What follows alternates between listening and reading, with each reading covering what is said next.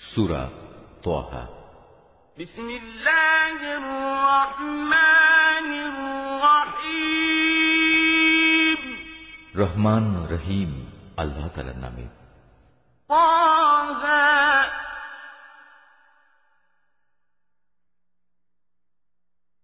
মা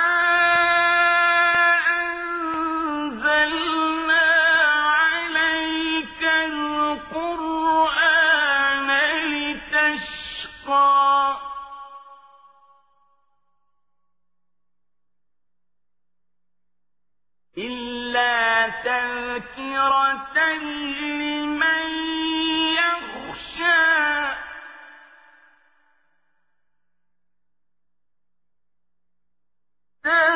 تنزيلا ممن خلق الأرض والسماوات العلى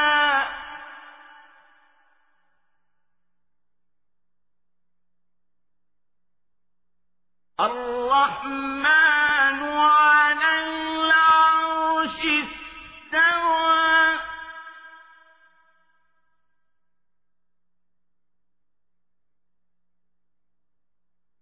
له ما في السماوات وما في الأرض وما بينهما وما تحت الثرى وإن تجهر بالقول فإنه يعلم السر وأخفى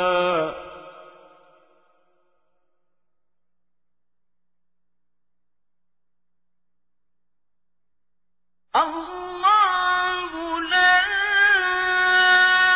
إله إلا هو له الأسماء الحسنى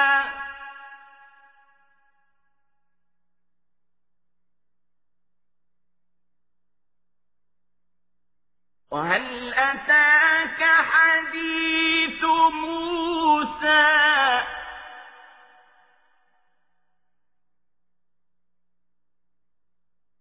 إذ رأى نارا فقال لأهلهم كثوا إني آنست نارا لعلي آتيكم منها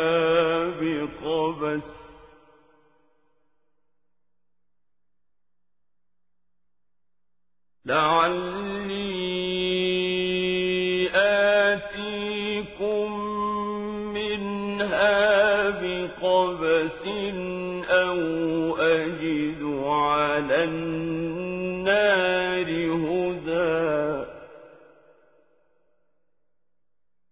فلما أتاها نودي يا موسى إني أنا ربك فاخلع نعليك إنك بالوادي المقدس طوى তাহা। হে নবী, আমি এ কোরআন এজন্য নাজিল করিনি যে তুমি এর দ্বারা কষ্ট পাবে। এ কোরআন তো হচ্ছে বরং কষ্ট থেকে মুক্তি পাওয়ার একটি উপায় ও নসিহত মাত্র সে ব্যক্তির জন্য যে আল্লাহ তাআলাকে ভয় করে। এ কিতাব তার কাছ থেকে অবতীর্ণ যিনি জমিন ও সমুচ্চ আকাশসমূহ সৃষ্টি করেছেন।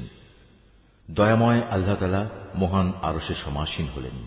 আসমান সমূহ ও জমিনে যা কিছু আছে এ দুইয়ের মাঝখানে এবং জমিনের অনন্ত গভীরে তা সবই তাঁর জন্য।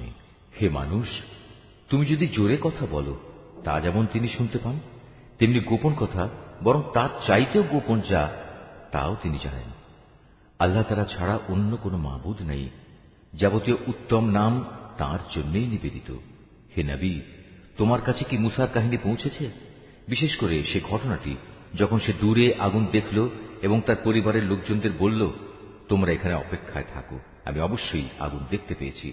সম্ভবত তা থেকে কিছু আগুনের টুকরো আমি তোমাদের কাছে নিয়ে আসতে পারব, কিংবা সে আগুন দেখে আমি পথ ঘাট সংক্রান্ত কোনো নির্দেশ পেয়ে যাব।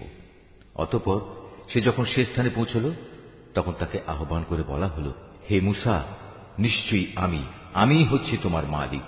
তুমি তোমার জুতো দুটো খুলে ফেলো, কেননা তুমি এখন পবিত্র তুয়া উপত্যকায় দাঁড়িয়ে আছো। فاستمع لما يوحى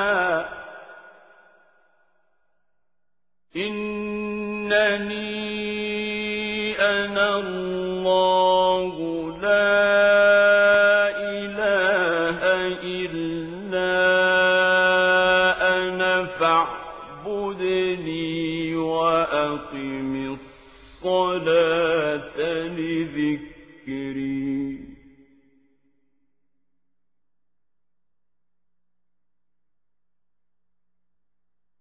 إن الساعة آتية أكاد أخفيها لتجزى كل نفس بما تسعى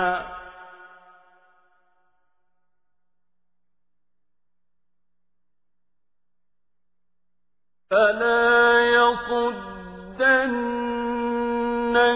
عنها من لا يؤمن بها واتبع هواه فتردى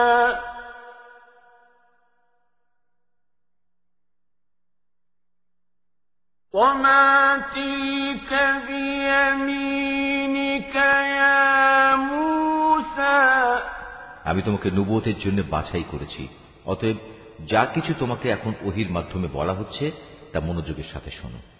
আমি হচ্ছি আল্লাহ তাআলা, আমি ছাড়া দ্বিতীয় কোনো মাবুদ নাই। অতএব তুমি শুধু আমারই ইবাদত করো এবং আমার স্মরণের জন্য নামাজ প্রতিষ্ঠা করো। কিয়ামত অবশ্যই আসবে, আমি তাকে এক সুনির্দিষ্ট সময় পর্যন্ত গোপন করে রাখতে চাই, যাতে করে প্রতিটি ব্যক্তিকে কিয়ামতের দিন নিজ নিজ কর্ম অনুযায়ী প্রতিদান দেয়া যায়। যে ব্যক্তি কিয়ামত দিবসের উপর বিশ্বাস করে না এবং যে নিজ প্রবৃত্তির অনুসরণ করে, সে যেন তোমাকে ওতে বিশ্বাস স্থাপন থেকে কখনো বাধা দিতে না পারে। এমনটি করলে অতঃপর তুমি নিজেই ধ্বংস হয়ে যাবে। হে মুসা, বলো তো তোমার ডান হাতে ওটা কি?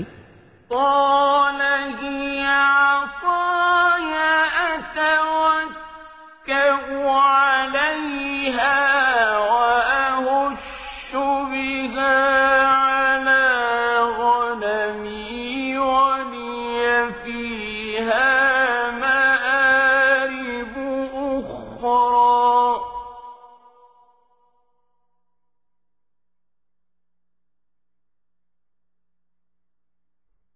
قال ألقها يا موسى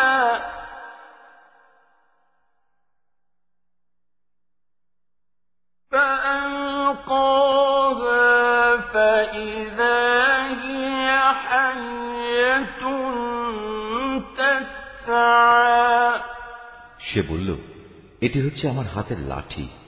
আমি কখনো কখনো এর উপর ভর দিই, আবার কখনো তা দিয়ে আমি আমার মেষপালের জন্য গাছের পাতা পাড়ি। তাছাড়াও এটি আমার আরো অনেক কাজে লাগে। আল্লাহ তাআলা বললেন, হে মুসা, এটি মাটিতে নিক্ষেপ করো। অতঃপর সে তা মাটিতে নিক্ষেপ করল, সাথে সাথেই তা সাপ হয়ে এদিক ওদিক ছোটাছুটি করতে লাগলো। قال خذها ولا تخف سنعيدها سيرتها الأولى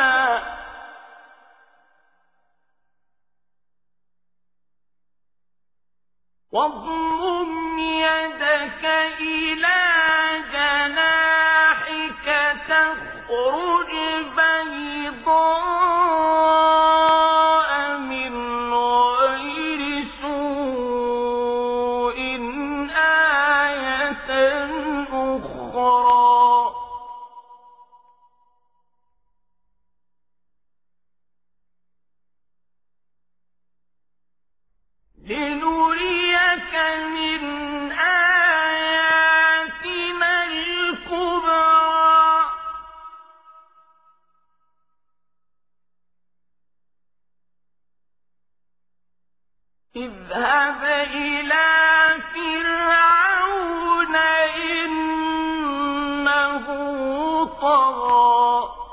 তিনি বললেন, হে মুসা, তুমি একে ধরো, ভয় পেও না।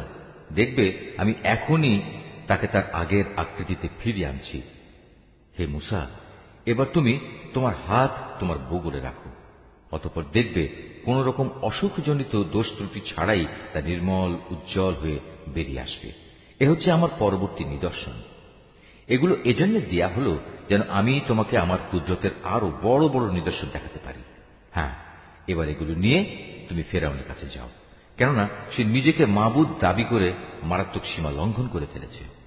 قال رب اشرح لي صدري ويسر لي أمري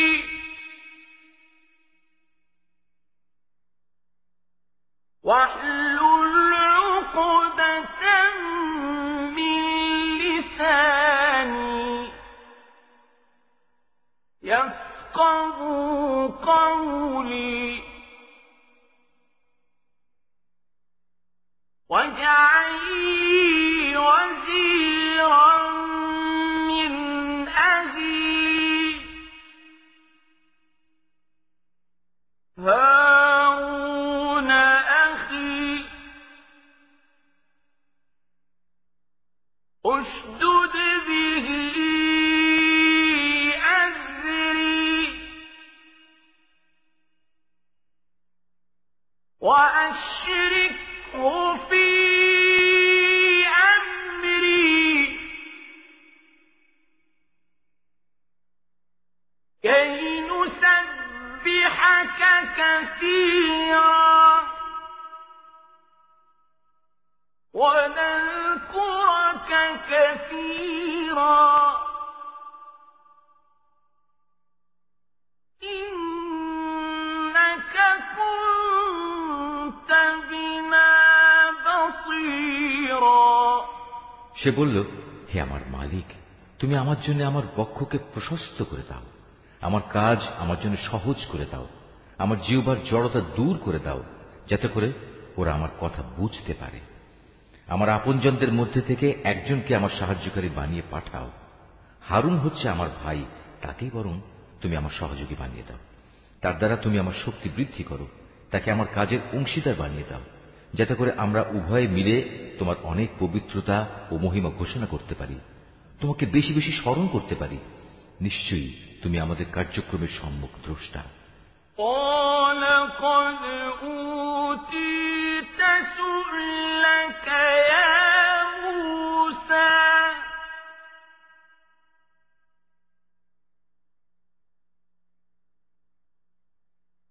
ولقد مننا عليك مرة أخرى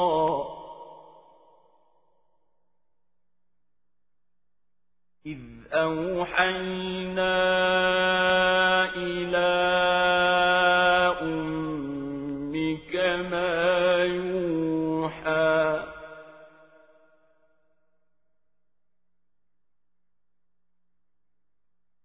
أن اقذفيه في التابوت فاقذفيه في اليم فليلقه اليم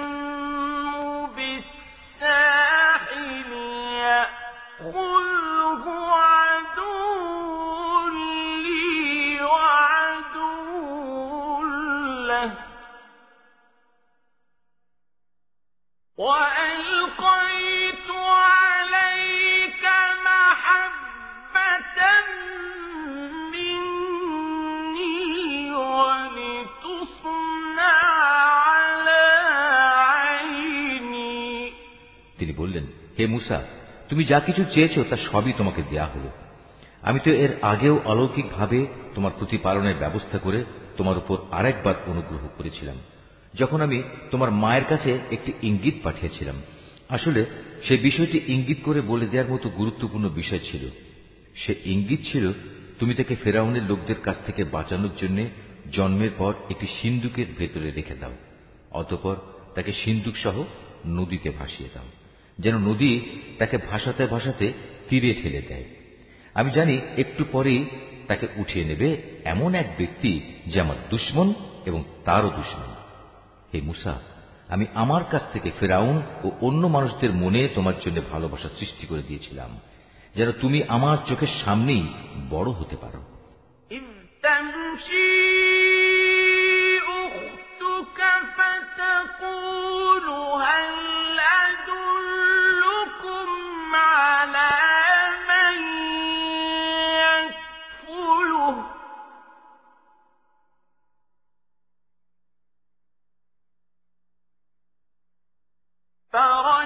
فرجعناك إلى أمك كي تقر عينها ولا تحزن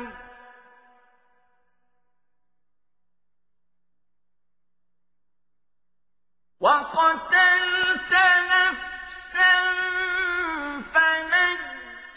فنجيناك من الغم وفتناك فتونا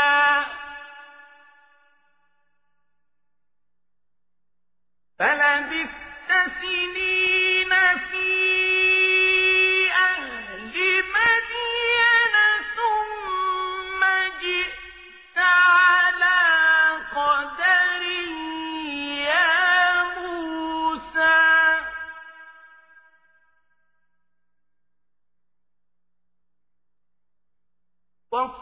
واصطنعتك لنفسي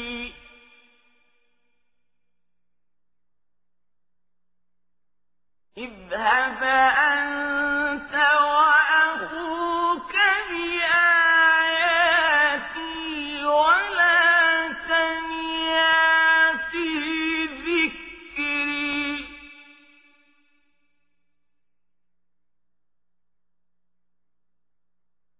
اذهبا إلى فرعون إنه طغى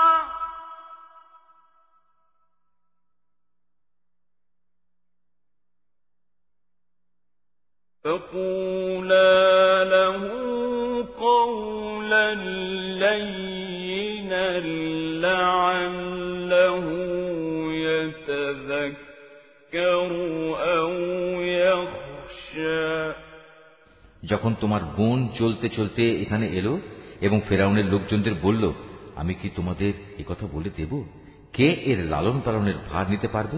তারা এতে রাজি হয়ে গেল। এভাবেই আমি তোমাকে পুনরায় তোমার মায়ের কাছে তার কোলেই ফিরিয়ে আনলাম, যাতে করে তার চোখ জুড়িয়ে যায় এবং তোমাকে হারিয়ে সে যেন চিন্তাক্লিষ্ট না হয়।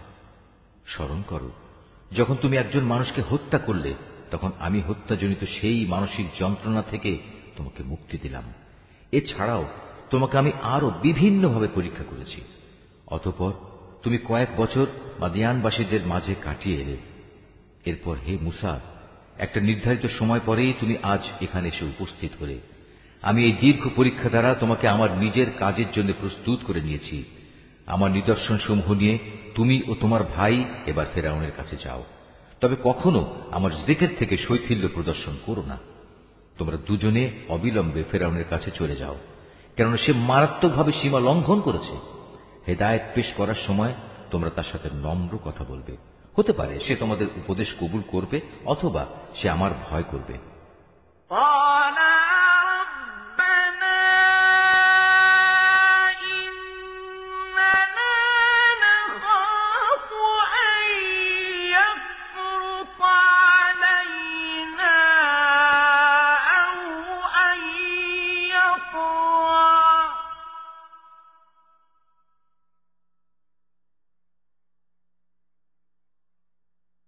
قال لا تخافا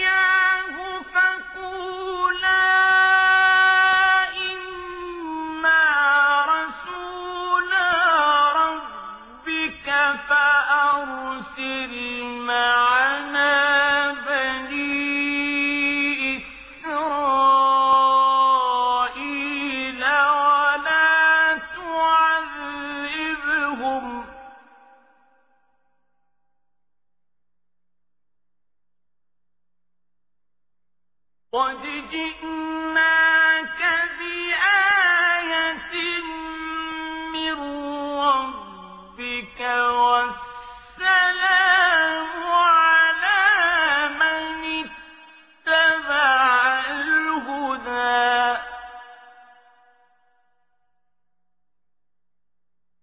إنا قد أوحي إلينا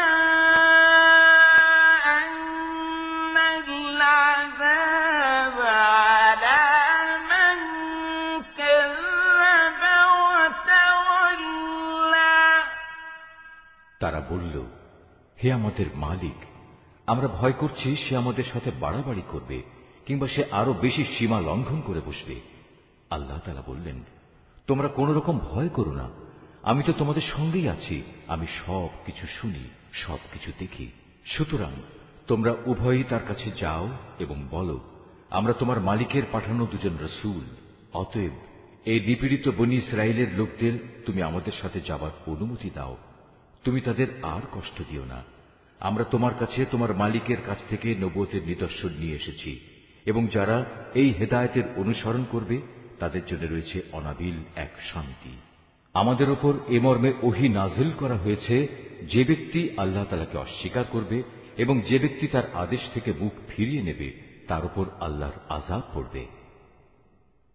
قال فمن ربكما يا موسى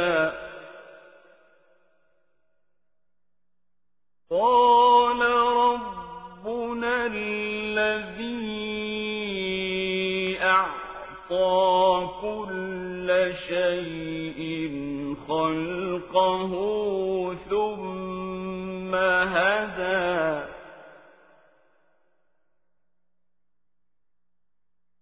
قال فما بال القرون الأولى এসব শোনার পর ফিরআউন বলল, হে মূসা, বলো কে আবার তোমাদের মালিক?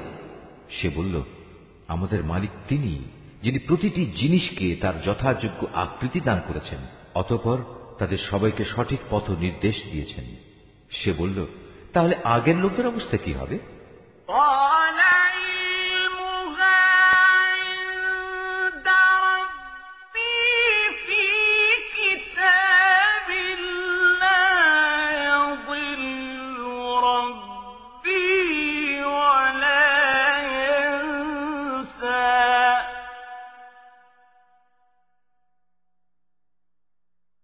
الذي جعل لكم الأرض مهدا وسلك لكم فيها سبلا وأنزل من السماء ماء فأخرجنا به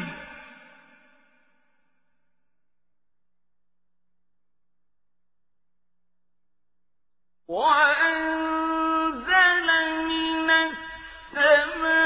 السماء ماء فأخرجنا به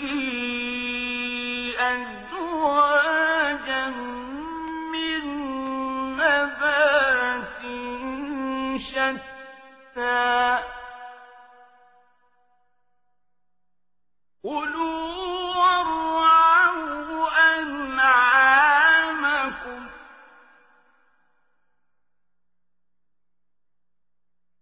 إن في ذلك لآيات لأولي النهى منها خلقناكم وفيها نعيدكم ومنها نخرجكم تارة أخرى সে বলল, সে বিষয়ে জ্ঞান আমার মালিকের কাছে সংরক্ষিত একটি বিশেষ গ্রন্থে মজুদ আছে। আমার মালিক কখনো ভুল পথে যান না, তিনি কারো কোনো কথা ভুলেও যান না। তিনি এমন এক সত্তা, যিনি তোমাদের জন্য জমিনকে বিছানা বানিয়ে দিয়েছেন, ওতে তোমাদের চলার জন্য বহু ধরনের পথ ঘাটের ব্যবস্থা করে দিয়েছেন। তিনি আকাশ থেকে বৃষ্টির পানি প্রেরণ করেন, অতঃপর তা দিয়ে জমিন থেকে বিভিন্ন ধরনের উদ্ভিদ বের করে আনেন, যেন তোমরা তা নিজেরাও খাও এবং তাতে তোমাদের পশুদেরও চড়াতে পারো। অবশ্যই এর মাঝে বিবেক সম্পন্ন মানুষদের জন্য শিক্ষার অনেক নিদর্শন রয়েছে। তোমরা যে জমিনের ওপর রয়েছ তা থেকেই আমি তোমাদের পয়দা করেছি, তাতেই আমি তোমাদের ফিরিয়ে নিয়ে যাব এবং পরিশেষে তা থেকেই আমি তোমাদের দ্বিতীয়বার বের করে আনব। وَلَقَدْ أَرَيْنَاهُ آيَاتِنَا كُلَّهَا فَكَذَّبَ وَأَبَى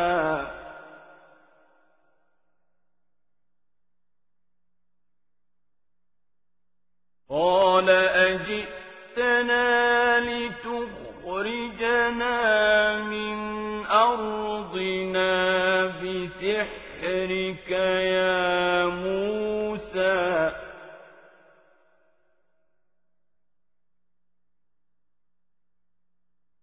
فَلَنَأْتِيَنَّكَ بِسِحْرٍ مِثْلِهِ فَاجْعَلْ بَيْنَنَا وَبَيْنَكَ مَوْعِدًا لَا نُخْلِفُهُ نَحْنُ وَلَا أَنْتَ مَكَانًا سُوًى। ফেরাউনের অবস্থা ছিল, আমি তাকে আমার যাবতীয় নিদর্শন দেখিয়েছি, কিন্তু এ সত্ত্বেও সে একে মিথ্যা প্রতিপন্ন করেছে এবং অবিশ্বাস করেছে। এক পর্যায়ে ফেরাউন বলল, হে মূসা, তুমি কি নবুয়তের দাবি নিয়ে এজন্য আমাদের কাছে এসেছো যে তুমি তোমার জাদু ও তেলেসমাতি দিয়ে আমাদের দেশ থেকে বের করে দেবে? তবে হ্যাঁ, আমরাও তোমার সামনে অনুরূপ জাদু এনে হাজির করব। অতএব এসো, তোমার এবং আমাদের মাঝে একটা মোকাবেলার ওয়াদা ঠিক করে নিই, যার আমরাও খেলাপ করব না, তুমিও করবে না। তবে এটা হবে খোলা ময়দানে, যেন সবাই তা দেখতে পায়। قَالَ مَوْعِدُكُمْ يَوْمُ الزِّينَةِ وَأَن يُحْشَرَ النَّاسُ ضُحًى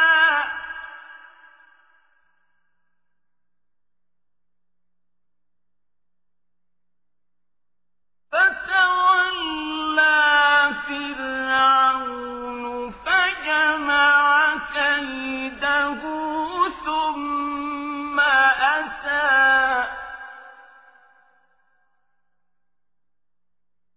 قَالَ لَهُم مُّوسَىٰ وَيْلَكُمْ لَا تَفْتَرُوا عَلَى اللَّهِ كَذِبًا فَيُسْحِتَكُم بِعَذَابٍ وَقَدْ خَابَ مَنِ افْتَرَىٰ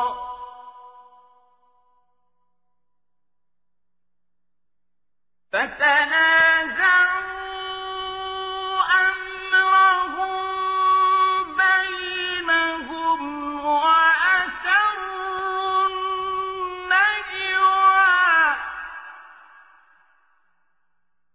قَالُوا إِنْ هَٰذَانِ لَسَاحِرَانِ يُرِيدَانِ أَن يُخْرِجَاكُم مِّنْ أَرْضِكُم بِسِحْرِهِمَا وَيَذْهَبَا بِطَرِيقَتِكُمُ الْمُثْلَىٰ فَأَجْمِعُوا كَيْدَكُمْ ثُمَّ أْتُوا صَفًّا وَقَدْ أَفْلَحَ الْيَوْمَ مَنِ اسْتَعْلَىٰ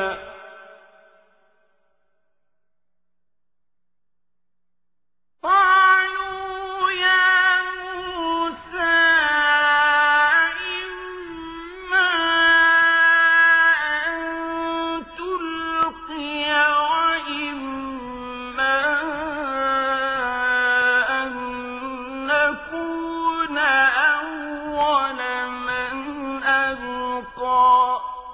সে বলল, হ্যাঁ, তোমাদের সাথে প্রতিযোগিতার ওয়াদা হবে তোমাদের মেলা বসার দিন। সেদিন মধ্যদিনেই যেন লোকজন এসে জমা হয়ে যায়। অতঃপর ফেরাউন উঠল এবং কথা অনুযায়ী জাদুর সামানপত্র জমা করল। তারপর মোকাবেলা দেখার জন্য সে ময়দানে এসে হাজির হল। মুসা তাদের লক্ষ্য করে বলল, দুর্ভোগ হোক তোমাদের, তোমরা কখনো আল্লাহ তাআলার উপর মিথ্যা অভিযোগ আরোপ করো না, নতুবা তিনি তোমাদের আযাব দিয়ে সমূলে ধ্বংস করে দেবেন। আর যে ব্যক্তি মিথ্যা বানায় সেই মূলত ব্যর্থ হয়ে যায়। মুসার কথা শুনে তারা নিজেদের পরিকল্পনার ব্যাপারে একে অন্যের সাথে মতবিরোধ করল, কিন্তু তারা গোপন সলা পরামর্শ গোপনই রাখল। ফেরাউনের লোকজন বলল, অবশ্যই এই দুজন মানুষ হচ্ছে জাদুকর। তারা জাদুর খেলা দিয়ে তোমাদের দেশ থেকে তোমাদের বের করে দিতে এবং তোমাদের এই উৎকৃষ্ট জীবন ব্যবস্থার অস্তিত্ব খতম করে দিতে চায়। অতএব হে জাদুকররা, তোমরা তোমাদের সব জাদু একত্রিত করো, তারপর সারিবদ্ধ হয়ে জাদু দেখানোর জন্য উপস্থিত হয়ে যাও। আজ যে এ মোকাবেলায় জয়ী হবে সেই হবে সফলকাম। তারা বলল, হে মুসা, বলো, আগে তুমি তোমার লাঠি নিক্ষেপ করবে না আমরা আমাদের জাদু নিক্ষেপ করব?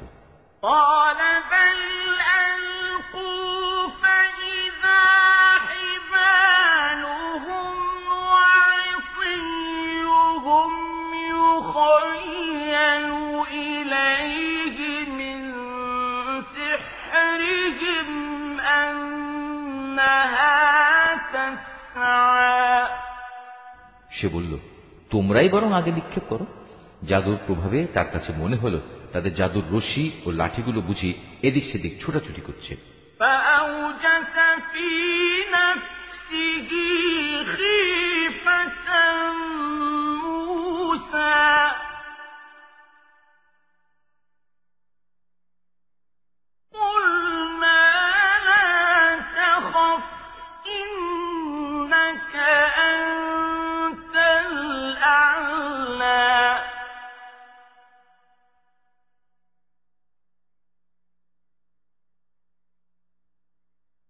وألق ما في يمينك تلقف ما صنعوا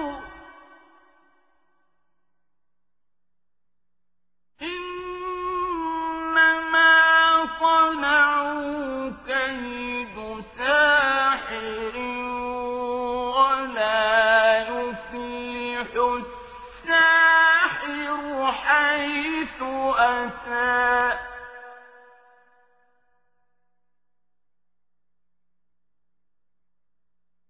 فألقي السحرة سجدا قالوا آمنا برب هارون وموسى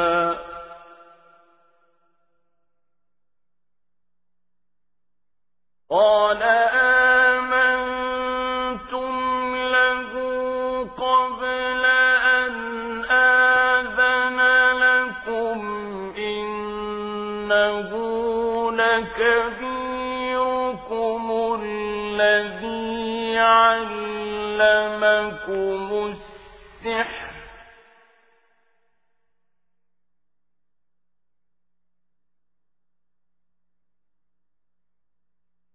إنه لكبيركم الذي علمكم السحر فلأقطعن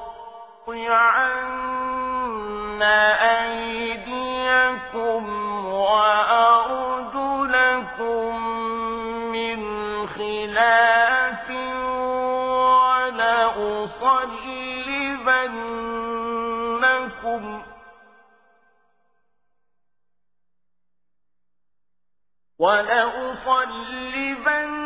ولأصلبنكم في جذوع النخل ولتعلمن أينا أشد عذابا وأبقى।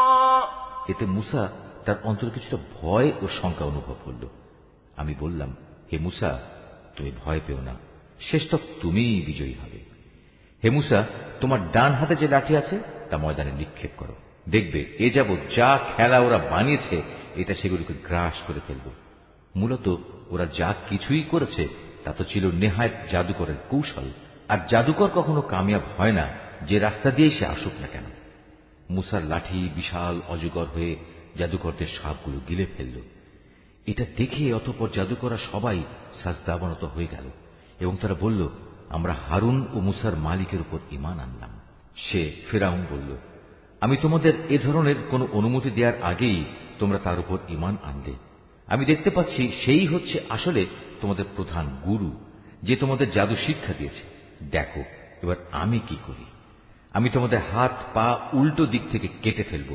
তদুপরি আমি তোমাদের খেজুর গাছের কাণ্ডে শুল বিদ্ধ করব। তোমরা অচিরেই জানতে পারবে আমাদের উভয়ের মধ্যে কার শাস্তি কত কঠোরতর ও অধিক স্থায়ী। قالوا لن نؤثرك على ما جاءنا من البينات والذي فطرنا فاقض ما أنت قاض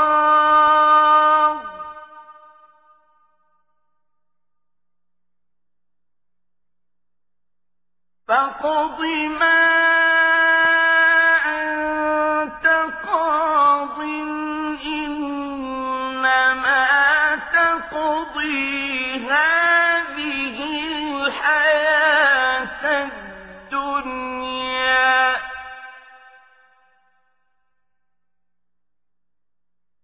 إنا آمنا بربنا ليغفر لنا خطايانا وما أكرهتنا عليه من السحر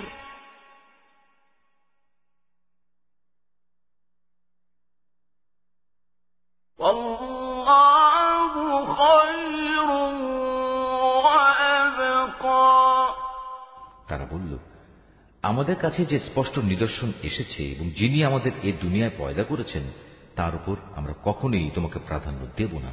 সুতরাং তুমি যা করতে চাও তাই করো। তুমি বড়জোর এ পার্থিব জীবন সম্পর্কেই কোনো সিদ্ধান্ত গ্রহণ করতে পারবে।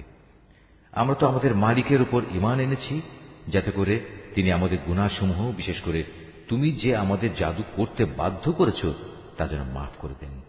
আমরা বুঝতে পেরেছি আল্লাহ তাআলাই হচ্ছেন শ্রেষ্ঠ, তিনি হচ্ছেন অধিকতর স্থায়ী।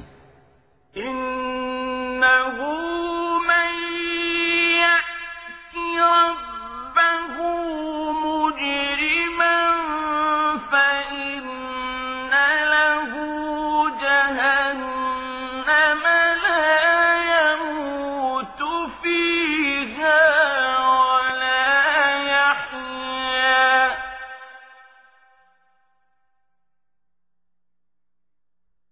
ومن يأته مؤمنا قد عمل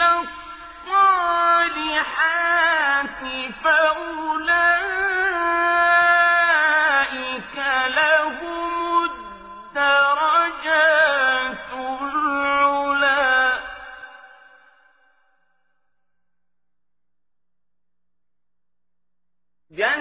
جنات عدن تجري من تحتها الأنهار خالدين فيها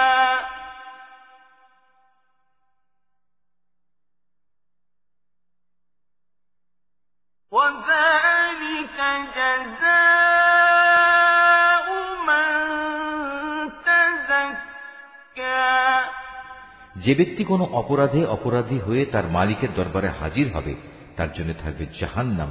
আর জাহান্নাম এমন এক জায়গা যেখানে মানুষ মরতে চাইলেও মরবে না, আবার বাঁচার মতো করে বাঁচবেও না। অপরদিকে যে ব্যক্তিই তার কাছে মোমেন হয়ে কোনো নেক কাজ নিয়ে হাজির হবে তারাই হচ্ছে সেসব লোক যাদের জন্য রয়েছে সমুচ্চ মর্যাদা, এমন এক স্থায়ী জান্নাত যার পাদদেশ দিয়ে ঝর্ণাধারা প্রবাহিত হবে, সেখানে তারা থাকবে চিরকাল। এ হচ্ছে সে ব্যক্তির পুরস্কার যে স্বীয় জীবন পবিত্র রেখেছে। وَلَقَدْ أَوْحَيْنَا إِلَى مُوسَىٰ أَنْ أَسْرِ بِعِبَادِي فَاضْرِبْ لَهُمْ طَرِيقًا فِي الْبَحْرِ يَبَسًا لَّا تَخَافُ دَرَكًا وَلَا تَخْشَىٰ فَأَتْبَعَهُمْ فِرْعَوْنُ بِجُنُودِهِ فَغَشِيَهُم مِّنَ الْيَمِّ مَا غَشِيَهُمْ وَأَضَلَّ فِرْعَوْنُ قَوْمَهُ وَمَا هَدَىٰ আমি মুসার কাছে এ মর্মে ওহী পাঠিয়েছি, তুমি আমার বান্দাদের নিয়ে রাতের বেলায় এই দেশ ছেড়ে চলে যাও, এবং আমার আদেশে তুমি ওদের জন্য সমুদ্রের মধ্যে একটি শুষ্ক সড়ক বানিয়ে নাও। পেছন থেকে কেউ তোমাকে ধাওয়া করবে এই আশঙ্কা তুমি কখনোই করো না। মুসা তার জাতিকে নিয়ে সাগরের পানি বেরিয়ে গেল। অতঃপর ফেরাউন তার সৈন্য সামন্ত সহ তাদের পশ্চাৎ ধাবন করল।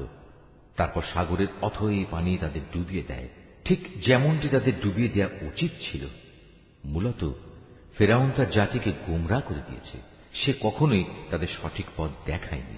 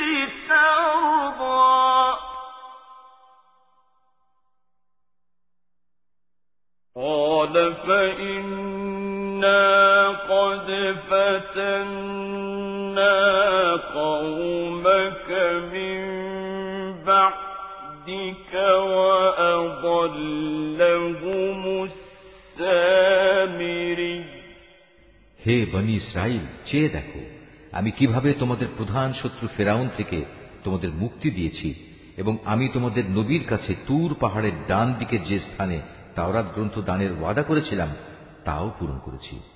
তোমাদের জন্য আমি আরো নাজিল করেছি তোমাদের প্রতি এক পবিত্র খাবার, যার নাম মান এবং সালওয়া। তোমাদের আমি যা ভালো খাবার দান করেছি তা খাও, এবং তাতে বাড়াবাড়ি করো না, নতুবা তোমাদের উপর আমার গজব অবধারিত হয়ে যাবে, আর যার উপর আমার গজব নাজিল হবে সে তো ধ্বংসই হয়ে যাবে। আমি অবশ্যই তার প্রতি ক্ষমাশীল যে ব্যক্তি তওবা করল অতঃপর সৎপথে অবিচল থাকল। মুসা পাহাড়ে আসার পর আমি বললাম, হে মুসা, কেন তুমি তোমার জাতির লোকদের থেকে তাড়াতাড়ি তুর পর্বতে চলে এলে? সে বলল, না, তারা তো আমার পেছনেই রয়েছে। আমি তোমার কাছে আসতে তাড়াতাড়ি করলাম যাতে করে হে মালিক তুমি আমার ওপর সন্তুষ্ট হও। তিনি বললেন, তোমার চলে আসার পর আমি তোমার জাতিকে আর এক পরীক্ষা ফেলেছি। সামেরি নামের এক ব্যক্তি তাদের গোমরা করে দিয়েছিল। فرجع موسى إلى قومه غضبان أسفا قال يا قوم ألم يعدكم ربكم وعدا حسنا أفطال عليكم العهد أم أردتم أن يحل عليكم غضب من ربكم فأخلفتم موعدي। অতঃপর মুসা অত্যন্ত ক্রুদ্ধ ও ক্ষুব্ধ হয়ে তার জাতির কাছে ফিরে এলো। এসে তাদের সে বলল, হে আমার জাতি, এ তোমরা কি করলে? আল্লাহ তাআলা কি তোমাদের একটি উত্তম প্রতিশ্রুতি দেননি যে তোমাদের তিনি এ জমিনের কর্তৃত্ব সমর্পণ করবেন? তবে কি আল্লাহ তাআলার এ প্রতিশ্রুতির সময়টি তোমাদের কাছে খুব দীর্ঘ মনে হয়েছিল? তোমরা আর অপেক্ষা করতে পারলে না? কিংবা তোমরা এটাই চেয়েছ তোমাদের উপর তোমাদের মালিকের গজব অবধারিত হয়ে পড়ুক, অতঃপর তোমরা আমার ওয়াদাই ভঙ্গ করে ফেললে?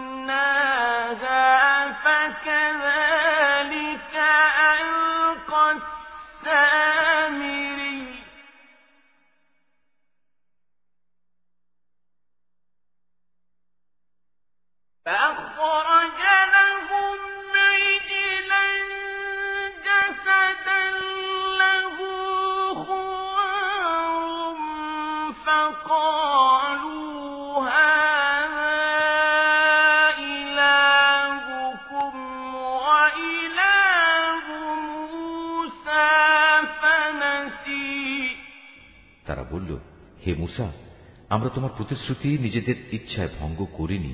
আসলে যা ঘটেছে তা ছিল মানুষদের অলংকার পত্রের বোঝা আমাদের উপর চাপানো হয়েছিল। আমরা তা বইতে না পেরে আগুনে নিক্ষেপ করে দিই। এ ছিল আমাদের অপরাধ। এভাবেই সামেরি আমাদের প্রতারণার জালে নিক্ষেপ করল। তারপর সে অলংকার দিয়ে তাদের জন্য একটি বাছুর বানিয়ে বের করে আনল। মূলত তা ছিল একটি নিষ্প্রাণ অবয়ব, তাতে গরুর মতো শব্দ ছিল মাত্র। তারা এটুকু দেখেই বলতে লাগলো, এ হচ্ছে তোমাদের মাবুদ, এটি মুসার মাবুদও। কিন্তু মুসা এর কথা ভুলে আর এক মাবুদের সন্ধানে তুর পাহাড়ে চলে গেছে।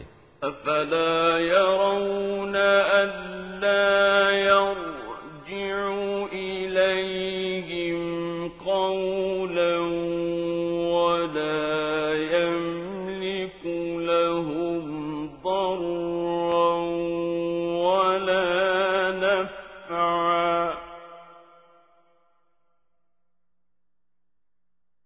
ولقد قال لهم هارون من قبل يا قوم إن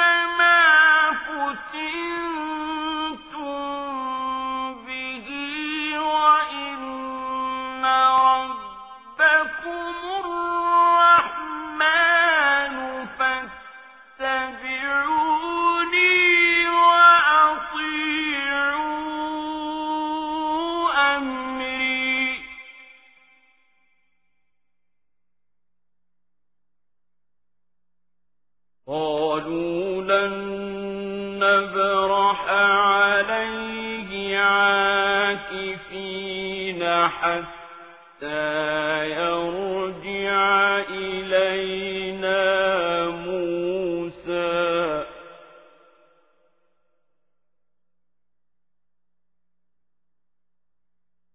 قال يا هارون ما منعك إذ رأيتهم ضلوا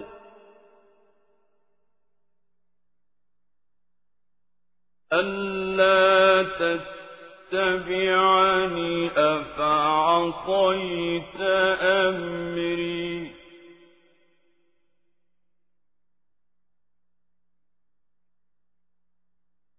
قال يا ابن أم لا تأخذ بلحيتي ولا برأسي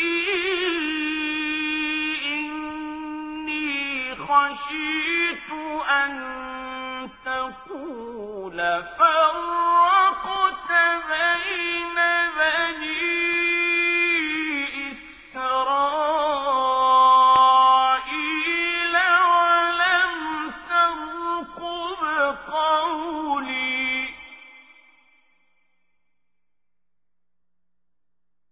قال فما خطبك يا سامري ধিক তাদের বুদ্ধির উপর। তারা কি দেখেনি ওটা তাদের কথার কোনো উত্তর দেয় না, না ওটা তাদের কোন রকম ক্ষতি কিংবা উপকার করার ক্ষমতা রাখে? মুসা তার জাতির কাছে ফিরে আসার আগেই হারুন তাদের বলেছিল, হে আমার জাতি, এ গোবাছুর দ্বারা তোমাদের ঈমানেরই পরীক্ষা নেওয়া হচ্ছে। তোমাদের মালিক তো হচ্ছেন দয়াময় আল্লাহ তাআলা। তোমরা আমার অনুসরণ করো এবং আমার আদেশ মেনে চলো। ওরা বলল, যতক্ষণ পর্যন্ত মুসা আমাদের কাছে ফিরে না আসবে আমরা এই পূজা থেকে বিরত হব না। মুসা এসে এসব নাফরমানি কাজ দেখল। সে বলল, হে হারুন, তুমি যখন দেখলে ওরা গোমরা হয়ে গেছে তখন তোমাকে কোন জিনিস বিরত রেখেছিল যে তুমি আমার কথার অনুসরণ করলে না? তুমি কি আমার আদেশ তাহলে অমান্যই করলে? সে বলল, হে আমার মায়ের ছেলে, তুমি আমার দাড়ি ও মাথার চুল ধরো না। আমি এমনই একটি আশঙ্কা করেছিলাম। তুমি ফিরে এসে হয়তো বলবে তুমি বনী ইসরায়েলদের মাঝে বিভেদ সৃষ্টি করেছ এবং তুমি আমার কথা পালনের যত্ন নাওনি। মুসা সামিরীকে জিজ্ঞেস করল, এবার বলো তোমার ব্যাপারটা কি হয়েছিল? قال بصرت بما لم يبصروا به فقبضت قبضة من أثر الرسول فنبذتها وكذلك سولت لي نفسي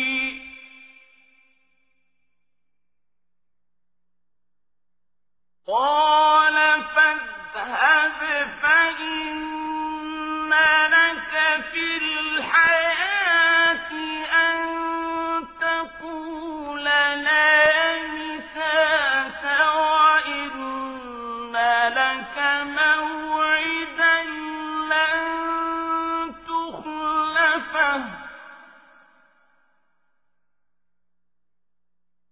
وإن لك موعدا لن تخلفه وانظر إلى إلهك الذي ظلت عليه عاكفا لنحرقنه ثم لننسفنه في اليم نسفا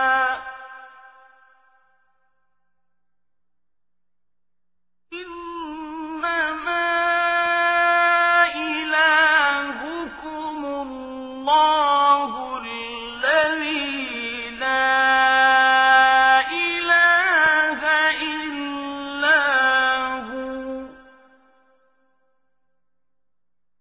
وسع كل شيء علما সে বলল, আসলে আমি যা দেখেছিলাম তা ওরা দেখেনি। ঘটনাটা ছিল, আমি আল্লাহর বাণীবাহকের পদচিহ্ন থেকে এক মুঠো মাটি নিয়ে নিলাম, অতঃপর তা ওতে নিক্ষেপ করলাম।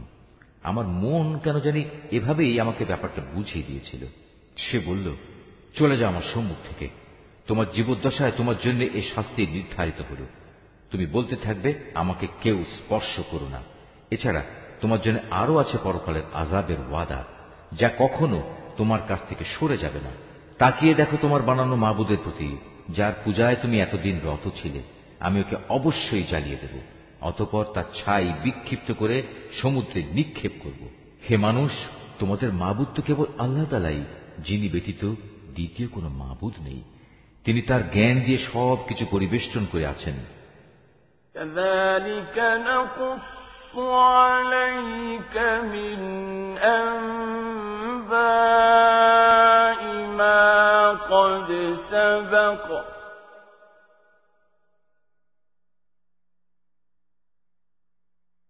وقد آتيناك من لدنا ذكرا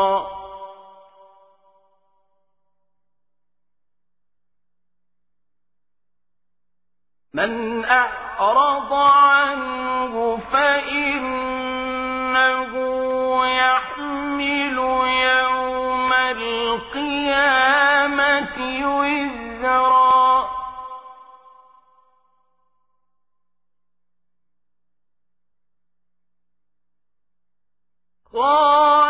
خالدين فيه وساء لهم يوم القيامة حملا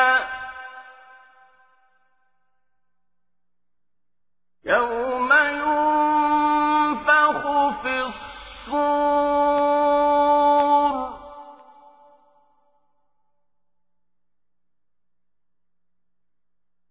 ونحشر المجرمين يومئذ زرقا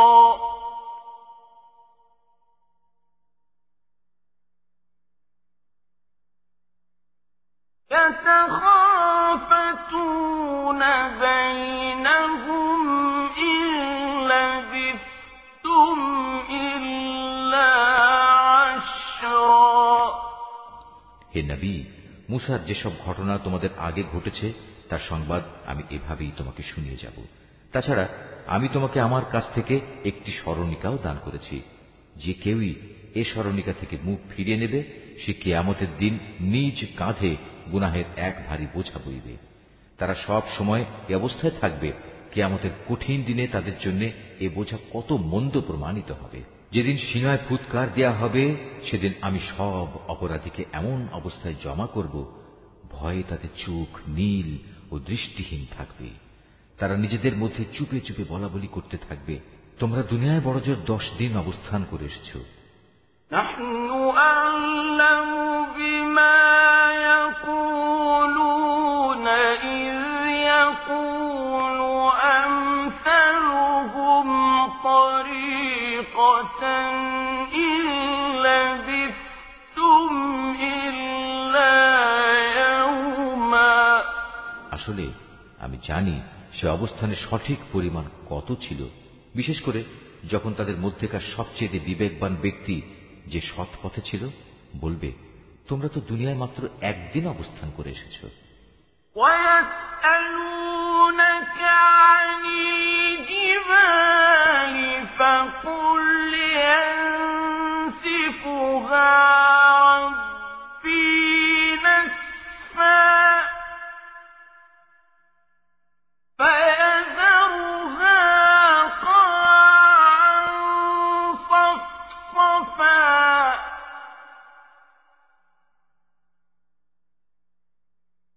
لا ترى فيها عوجا ولا أمتا হে নবী, তারা তোমার কাছে কিয়ামতের সময় পাহাড়গুলোর অবস্থা কি হবে জানতে চাইবে। তুমি তাদের বলো, সে সময় আমার মালিক এগুলোকে টুকরো টুকরো করে উড়িয়ে দেবেন। অতঃপর এই জমিনকে তিনি মসৃণ ও সমতল ভূমিতে পরিণত করে ছাড়বেন। তুমি এতে কোন রকম অসমতল ও উঁচু নিচু দেখবে না।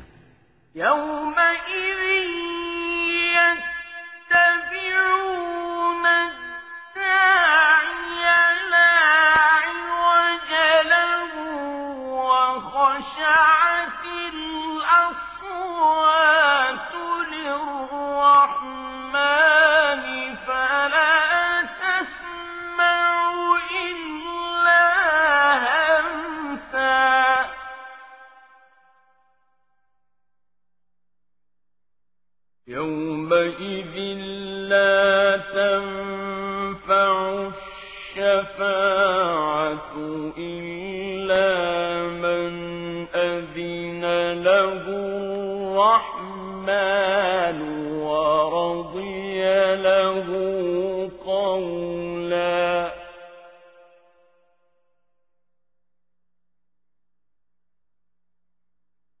يعلم ما بين أيديهم وما خلفهم ولا يحيطون به علما وعنت الوجوه للحي القيوم وقد خاب من حمل ظلما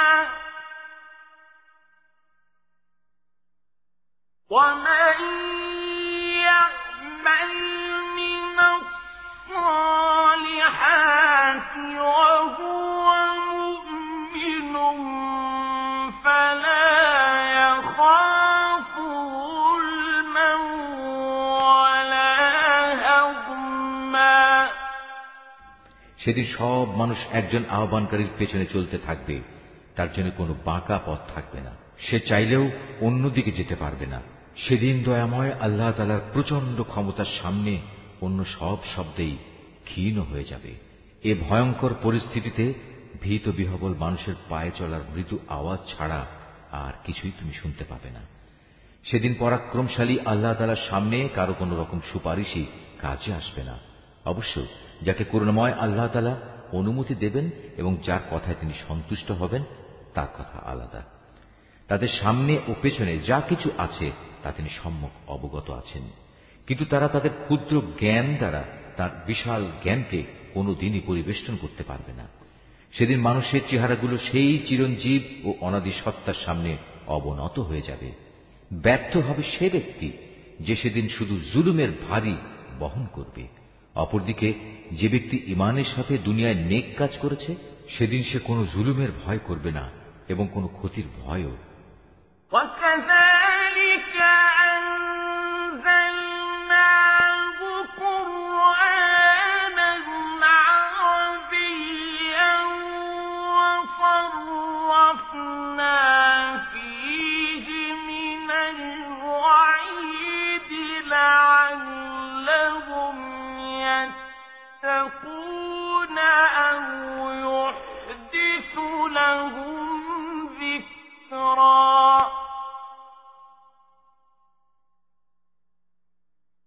فتعالى الله الملك الحق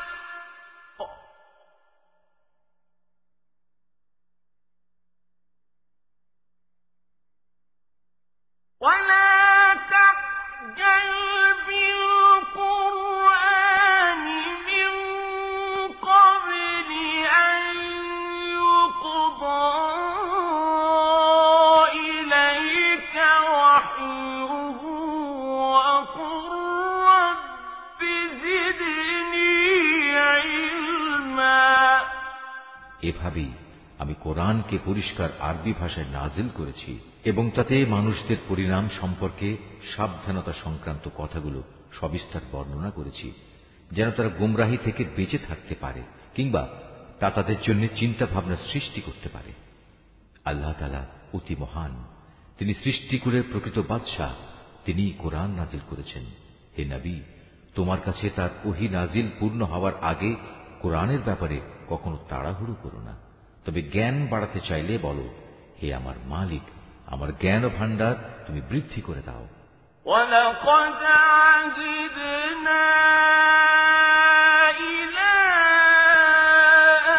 آدَمَ مِن قَبْلُ فَنَسِيَ وَلَمْ نَجِدْ لَهُ عَزْمًا وَإِذْ قُلْنَا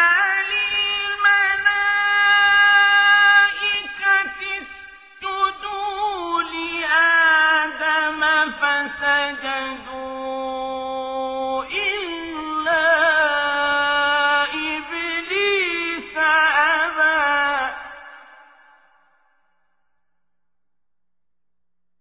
فقلنا يا آدم إن هذا عدو لك ولزوجك فلا يخرجنكما من الجنة فتشقى إن لك ألا تجوع فيها ولا تعرى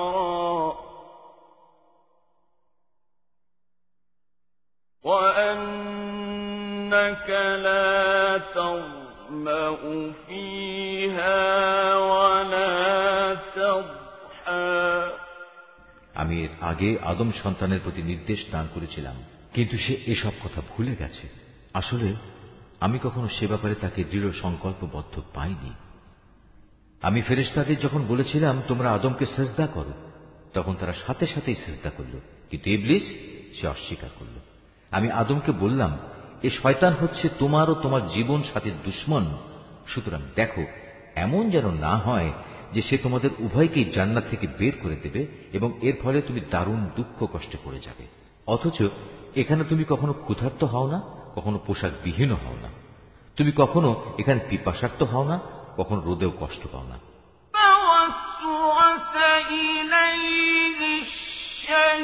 الشيطان قال يا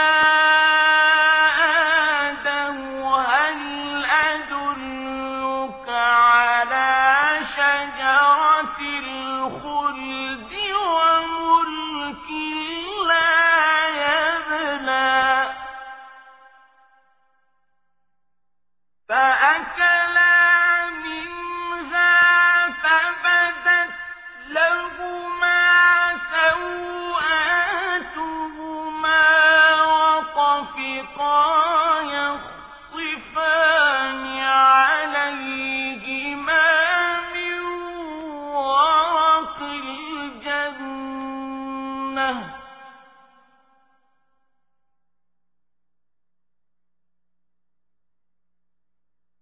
وعصى آدم ربه فغوى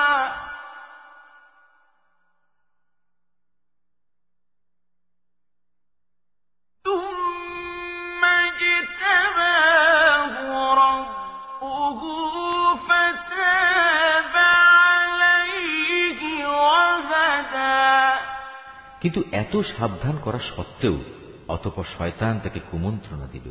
সে তাকে বলল, হে আদম, আমি কি তোমাকে অনন্ত জীবনদায়িনী একটি গাছের কথা বলবো, যার ফল খেলে তুমি এখানে চিরজীবন থাকতে পারবে, এবং বলবো এমন রাজত্বের কথা যার কখনো পতন হবে না?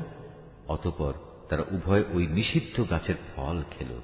সাথে সাথেই তাদের শরীরের লজ্জাস্থানসমূহ তাদের সামনে প্রকাশ হয়ে পড়ল এবং তারা লজ্জায় তাড়াতাড়ি করে জান্নাতের বিভিন্ন গাছের পাতা দ্বারা নিজেদের লজ্জাস্থান ঢাকতে শুরু করল। এভাবেই আদম তার মালিকের নাফরমানি করল এবং এ কারণে সে সাময়িকভাবে পথভ্রষ্ট হয়ে গেল। কিন্তু তার ক্ষমা প্রার্থনার পর তার মালিক তাকে তার বংশধরদের পথ প্রদর্শনের জন্য বাছাই করে নিলেন, তার উপর ক্ষমা পরবশ হলেন এবং তাকে সঠিক পথ নির্দেশ দিলেন।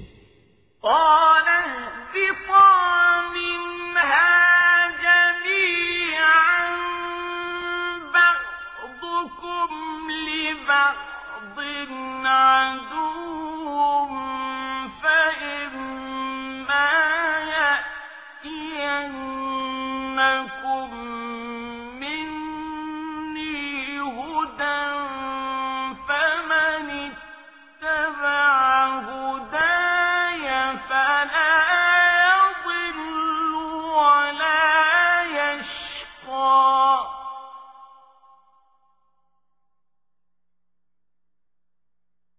ومن أعرض عن ذكري فإن له معيشة ضنكا ونحشره يوم القيامة أعمى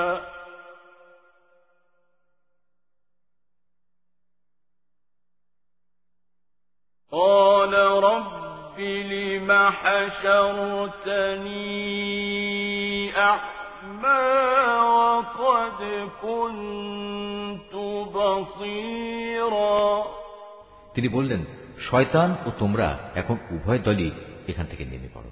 মনে রাখবে, তোমরা কিন্তু একজন আর একজনের জঘন্য দুশমন। অতঃপর তোমাদের জীবন পরিচালনার জন্য যদি আমার কোনো হেদায়েত পথ নির্দেশ আসে, অতঃপর যে আমার হেদায়েত অনুসরণ করবে সে না কখনো দুনিয়ায় বিপদগামী হবে, না আখিরাতে সে কোনো কষ্ট পাবে। হ্যাঁ, যে ব্যক্তি আমার স্মরণ থেকে বিমুখ হবে তার জন্য জীবনের বাঁচার সামগ্রী সংকুচিত হয়ে যাবে। সর্বোপরি তাকে আমি কিয়ামতের দিন অন্ধ বানিয়ে হাজির করব। সে নিজেকে এভাবে দেখার পর বলবে, হে আমার মালিক, তুমি আমাকে কেন আজ অন্ধ বানিয়ে উঠালে? দুনিয়াতে তো আমি চক্ষুষ্মান ব্যক্তি ছিলাম। قال كذلك أتتك آياتنا فنسيتها وكذلك اليوم تنسى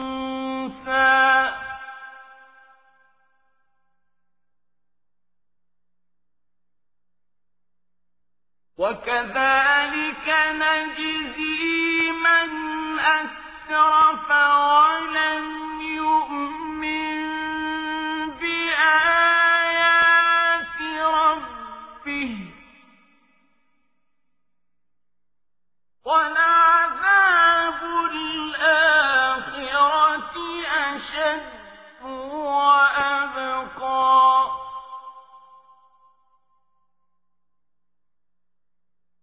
أفلم يهد لهم كم أهلكنا قبلهم من القرون يمشون في مساكنهم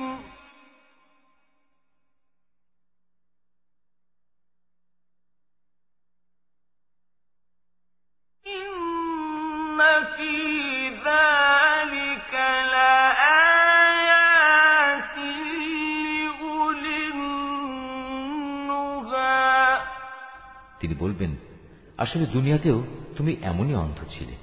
আমার আয়াতসমূহ তোমার কাছে এসেছিল, কিন্তু তুমি তা ভুলেছিলে। এভাবে আজ তোমাকেও ভুলে যাওয়া হবে। মূলত আমি এভাবেই তাদের প্রতিফল দিই। যারা আমার আয়াত নিয়ে বাড়াবাড়ি করে সে তার মালিকের আয়াতের উপর কখনো ঈমান আনে না। সত্যিকার অর্থে পরকালের আযাবই হচ্ছে বেশি কঠিন এবং অধিক স্থায়ী। এদের আগে আমি কত কত জনপদ ধ্বংস করে দিয়েছি, আর এ ধ্বংসপ্রাপ্ত জনপদ সমূহের উপর দিয়ে এরা তো হামেশাই চলাফেরা করে। অবশ্যই এতে বিবেকবান মানুষদের জন্য নিদর্শন রয়েছে। ولولا كلمة سبقت من ربك لكان لزاما وأجل مسمى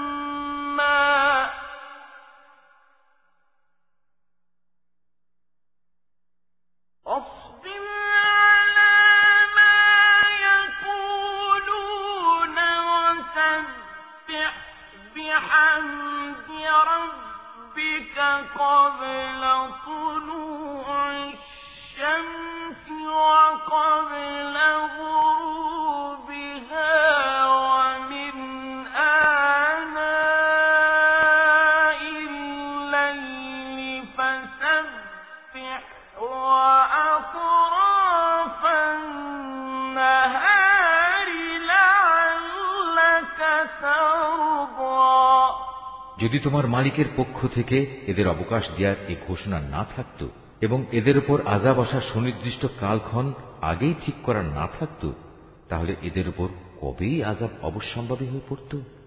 অতএব হে নবী, এরা যা কিছুই বলে তুমি তার উপর ধৈর্য ধারণ করো। তুমি বরং তোমার মালিকের প্রশংসা, পবিত্রতা ও মহিমা ঘোষণা করো সূর্যোদয়ের আগে ও তা অস্ত যাওয়ার আগে। রাতের বেলায় ও দিনের দুই প্রান্তেও তুমি আল্লাহর পবিত্রতা ঘোষণা করো। তাহলে কিয়ামতের দিন তুমি সন্তুষ্ট হতে পারবে। ولا تمدن عينيك إلى ما متعنا به أزواجا منهم زهرة الحياة الدنيا لنفتنهم فيه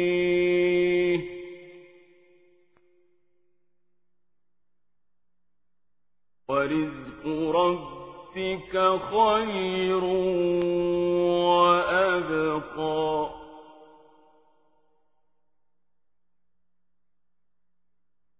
وأمر أهلك بالصلاة واصطبر عليها لا نسألك رزقا نحن نرزقك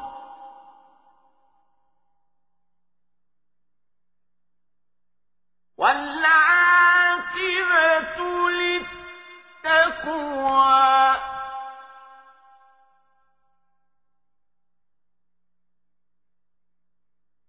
وقالوا لولا يأتينا بآية من ربه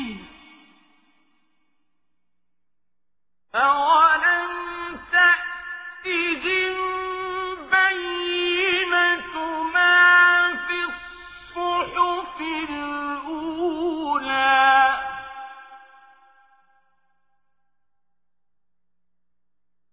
ولو أنا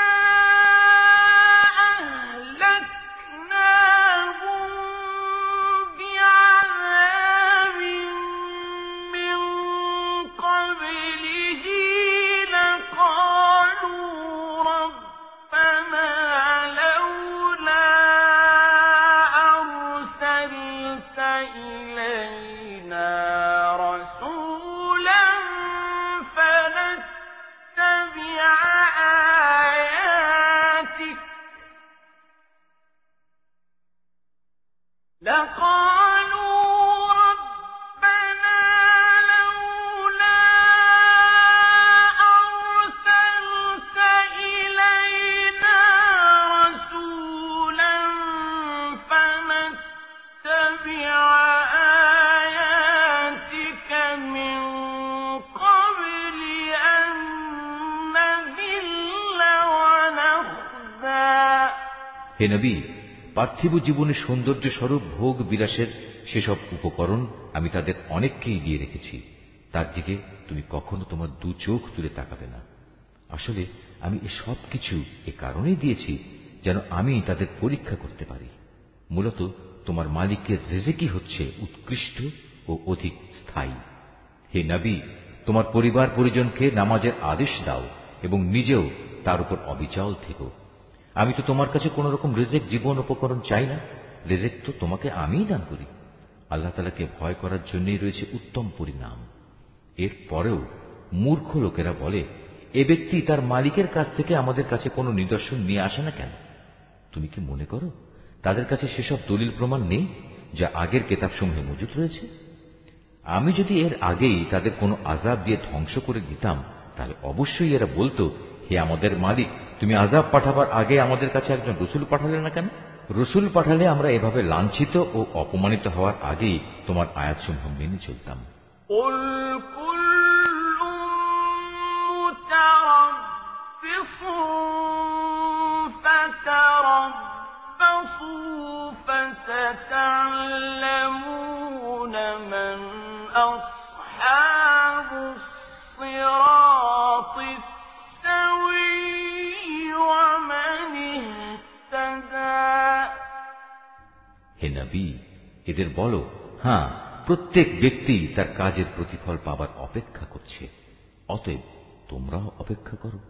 অচিরেই তোমরা জানতে পারবে সঠিক পথের অনুসারী কারা, আর কারাই বা সোজা সঠিক পথ পেয়েছে।